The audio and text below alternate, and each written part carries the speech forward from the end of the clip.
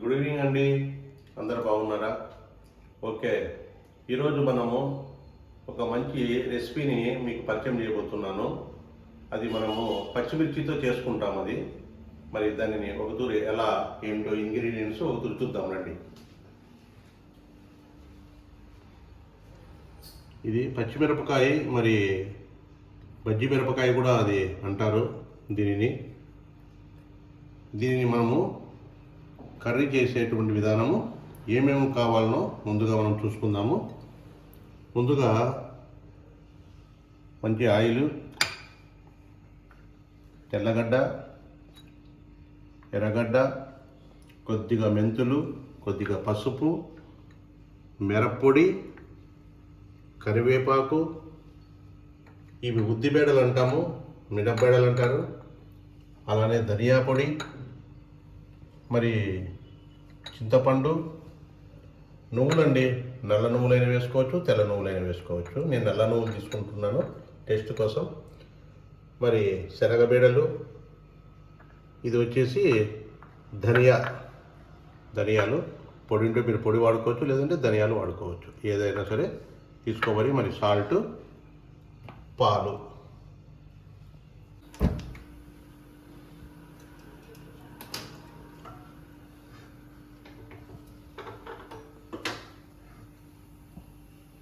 సన్న ఫ్లేమ్ మీద స్టవ్ను ఆన్ చేసుకొని ఈ బాణీ పెట్టుకొని సన్నని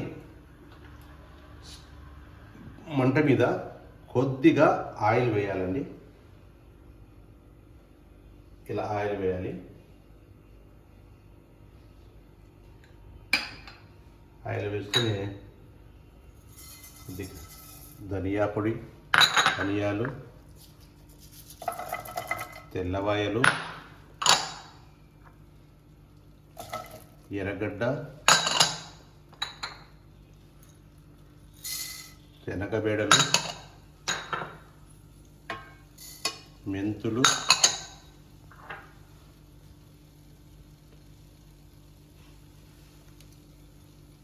పసుపు పొడి,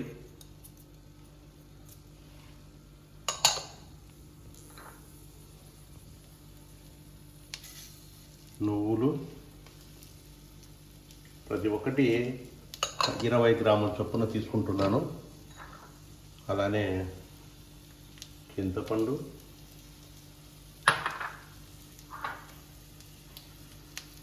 మిరప్పొడి,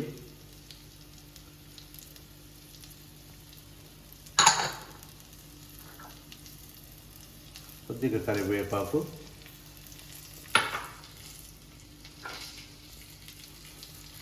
జీలకర్ర పొడి అండి. జీలకర్ర పొడి చాలా ముఖ్యంగా చాలా అవసరం దీనికి, ఎందుకంటే పచ్చిమిరపకాయ కాబట్టి మనకు డైజెస్ట్ కావడానికి చాలా ముఖ్యంగా అవసరం.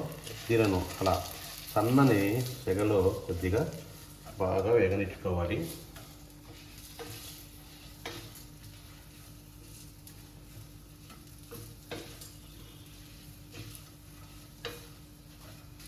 నాన్ స్టిక్ పాన్ల కంటే ఇవి చాలా మంచి రకమైనటువంటి కార్బిక్ ప్యాన్స్, చాలా బాగుంటాయి. మీరు కూడా దీనిని వాడేదానికి ప్రయత్నం చేయండి. అలా తిప్పుతూ బాగా ఏగే వరకు కొద్దిగా మంట మీద వేగనించాలి. బాగా వేగిన తర్వాత దీనిని కొద్దిసేపు చల్లార్చుకొని దానిని మిక్సీలోకి ఈ విధంగా మార్చుకోండి.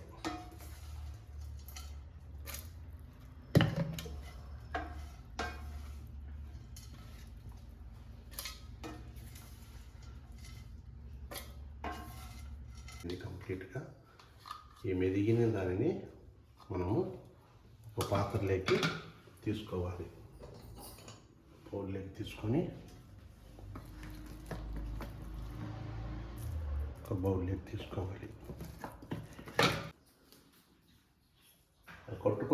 మిక్సీలో కొట్టుకున్నటువంటి ఏదైతే మన మసాలా ఉందో ఈ విధంగా మనం ఘాట్లు గీసుకొని పచ్చిమిరపకాయ ఉంది కదా ఈ లోపల ఈ విధంగా ఫిల్ చేసుకోవాలి. నీట్గా ఒక్కొక్కటి నీట్గా ఫిల్ చేసుకుంటూ కంప్లీట్గా ప్రతి ఒక్కటి ఈ విధంగా ఫిల్ చేసుకోవాలి.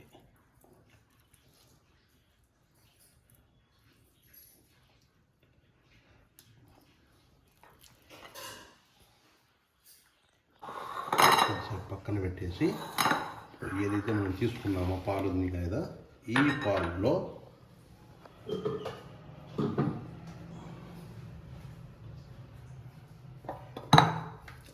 తర్వాత ఇంకా కొద్దిగా మిగిలిన ఏదైతే మసాలా ఉందో ఈ మసాలాను ఈ పాలలో వేయాలి.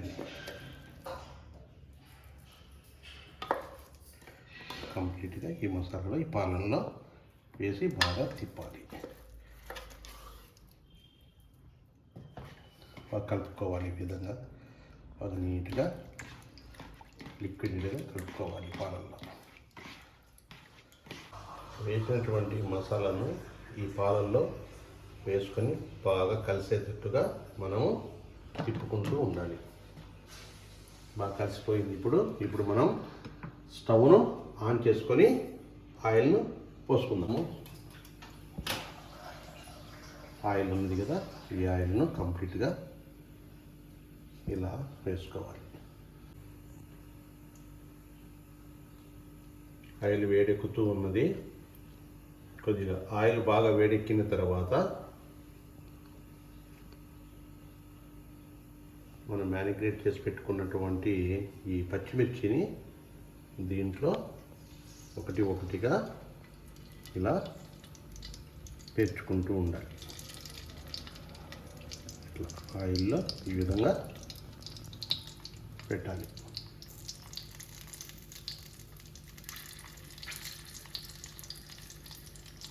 ఇలా పెట్టాలి.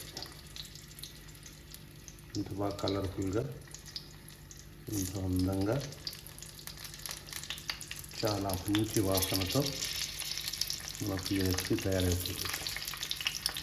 ఇప్పుడు మనము వీటిని ఇట్లా కలుపుతూ ఇట్లా కదిలిస్తూ ఉండాలి.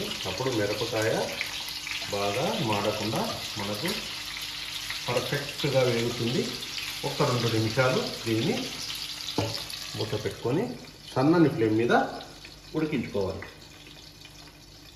ఆ మిరపకాయలలో నుండి కట్ చేసినటువంటి ఈ షీడ్స్ ఏదైతే ఇత్తనాలు ఉన్నాయో మనము దీనిని పరిశుభ్రమైనటువంటి ప్రదేశంలో ఒక మంచి క్లాత్ మీద బాగా ఆరబెట్టుకొని బాగా నీట్గా దీనిని విత్తనాలను వెళ్ళబెట్టుకొని మళ్ళీ దీనిని రీప్రాసెసింగ్ చేసుకొని మనము మన పెరట్లో నాటుకోవచ్చు. మంచి మిరప చెట్లతో పాటు మనకు మంచి మిరపకాయలు ఈ విధంగా వస్తాయి. మనం మళ్ళీ ఈ రెసిపీని మనం తయారు చేసుకోవడానికి దీనిని మనం భద్రపరుచుకుంటే చాలా ఉపయోగకరంగా ఉంటుంది. ఏది పని చేసినా కూడా మనం రీసైక్లింగ్ చేయాలి. ఆర్గానిక్ సిస్టంలో మనకు అదే ముఖ్యమైనది. కాబట్టి నేను ప్రతి ఒక్క కాయలు కానీ ఈ విధంగానే చేస్తూ ఉంటాను మా గార్డెన్లో. అది కూడా నేను చూపిస్తాను ఒక వీడియోలో. ఉడికిందో లేదో ఒకసారి చెక్ చేసుకున్నాము.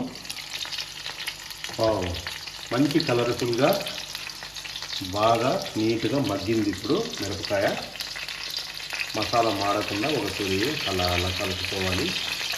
కలుపుకునే దాన్ని ఇప్పుడు మనము ఏదైతే పాలల్లో మనం మసాలా వేసుకున్నాం కదా, ఇప్పుడు ఈ పాలను చిన్నగా దానిలో వేసుకోవాలి. చూడండి ఎంత బాగా ఉందో, ఎంత నీట్గా ఉందో, ఎంత కలర్గా ఉందో. చూస్తూ ఉండేది ఎప్పుడెప్పుడు తయారవుతుందో తిందామా అనిపించే విధంగా ఉంది. చూడండి ఇదంతా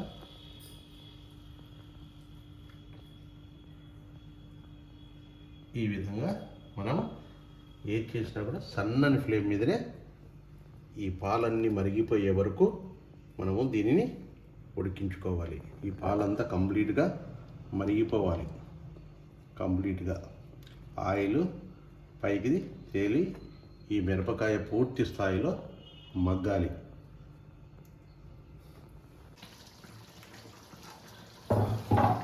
ఇప్పుడు సన్న సెగ మీద ఇలా నిదానంగా ఉడికించుకుంటూ మిరపకాయ మగ్గుతూ ఉంది. చూడండి ఎంత బాగుందో, మగ్గుతుంది. దాన్ని ఇట్లా మాడకుండా కింద కొద్దిగా తిప్పుకుంటూ ఆ నూనె పైకి తేలి వచ్చే వరకు మనము విధంగా చేసుకుంటూ ఉండాలి. అప్పుడే నీకు ఈ మిరపకాయ పర్ఫెక్ట్గా ఉడికిపోతుంది. ఇప్పుడు మిరపకాయ నీటుగా ఆయిల్ అంతా పైకి వచ్చిందండి. చూడండి, గ్రేవీ అంతా నీటుగా అంత బాగా అట్లా ఒక చుక్కలు తిప్పుకొని ఆహా ఎంత నీట్గా అందుకుని ఎంత తెలియంది. ఇప్పుడు పర్ఫెక్ట్గా వంకాయతో పాటు మసాలా కూడా ఉంది. ఇది ఒక 2 నిమిషాలు స్టవ్ ఆఫ్ చేస్తున్నాను. ఆ హీట్లోనే అది మగ్గిపోవాలి. ఒక 2 నిమిషాలు చల్లారిన తర్వాత దీనిని మనం టేస్ట్ చేస్తాం.